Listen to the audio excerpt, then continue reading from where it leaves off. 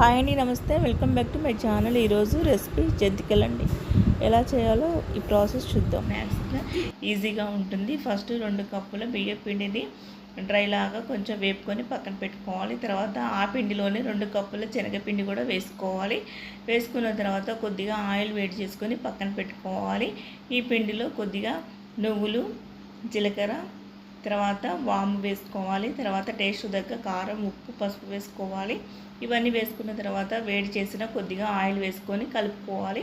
కలుపుకున్న తర్వాత వేడి నీళ్ళు కూడా 1-2 కప్పుల దాకా వేసుకొని పిండి ముద్దయ్యేలాగా కలుపుకొని పక్కన పెట్టుకోవాలి. తర్వాత స్టవ్ ఆన్ చేసుకొని ప్యాన్ పెట్టుకొని ఆయిల్ డీప్ ఫ్రైకి ఆయిల్ వేడెక్కేదాకా ఉంచేసుకొని తర్వాత ఒక ప్లేట్కి ఆయిల్ రాసుకొని దాని మీద జంతికల్లాగా చుట్టుకోవాలి. చుట్టుకున్న తర్వాత వేడివేడి ఆయిల్లో గోల్డెన్ కలర్ వచ్చేసరికి ఉంచాలి. అంతే అండి, జంతికలు